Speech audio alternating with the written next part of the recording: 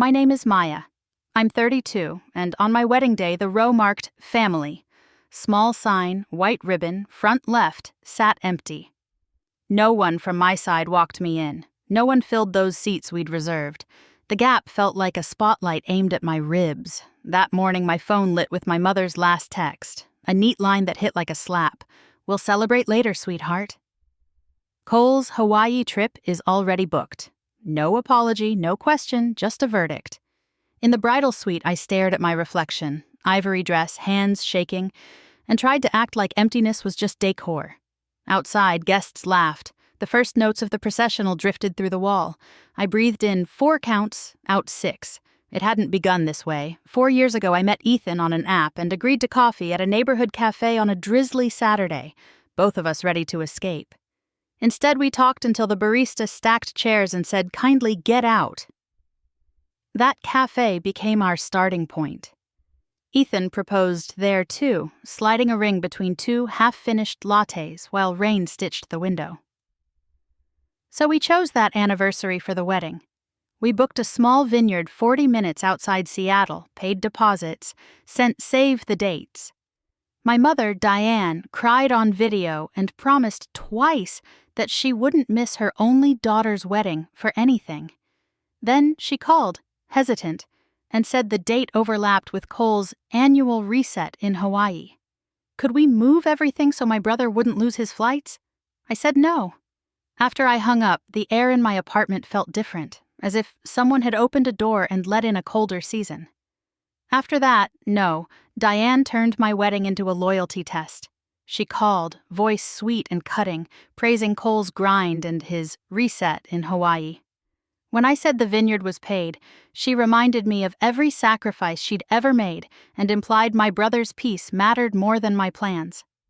Cole texted, "Prepaid, non-refundable, best deal ever. You understand, right?" I didn't. The guilt went public. Diane posting vague sermons about selfish children, Cole flashing his flight confirmation with captions about people and their little events. I kept the date anyway. 3 weeks before the ceremony, Diane group texted, "We'll celebrate later, sweetheart. Cole's trip is set," I called. She sounded annoyed, promising a dinner after, as if vows were a reschedulable errand. When I asked why flexibility only bent toward Cole, she ended the call. Dad sent one line, "Sorry, kiddo, wish the timing worked," and never replied again. On the wedding morning, their stories showed ocean, glare, and cocktails. At the vineyard, a sign marked family on my side. Only my Aunt Marion sat there, rising to hug me and whisper, "I'm here." Ethan's people filled every seat, and when the officiant asked who was giving me away, Ethan's father stepped forward because no one else did. At the reception, a staffer handed me an envelope with my parents' return address. Inside was a check and a note in Diane's tidy handwriting. "Hope you understand priorities when you're older. Love, Mom and Dad." Something in me went still. I posted a photo. "You build the family that stays with you." Months later, an Ivory invitation arrived. Cole's Florida wedding. Diane called bright. "Family shows up," she said. I breathed once and answered, "Not this time." I didn't shout. I didn't argue.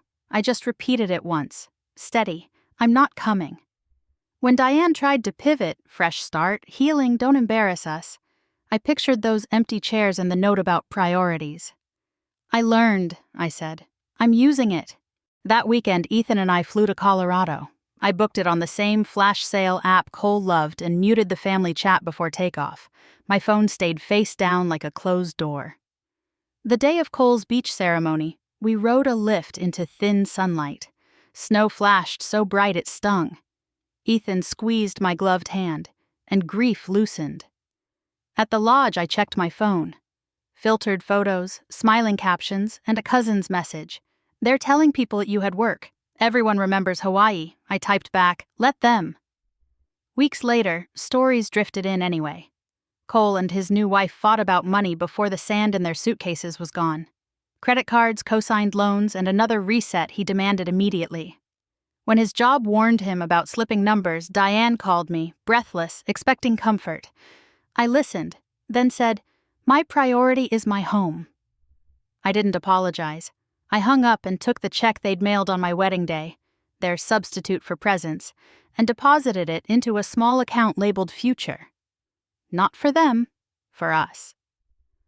A month later, 2 pink lines appeared, and I cried into Ethan's shoulder, full room joy. I told Aunt Marian first. I told my friends. I didn't tell Diane or Cole. The quiet felt like clean air. When Lily kicked weeks later, I realized the seats I'd mourned were filling, with people who chose me always.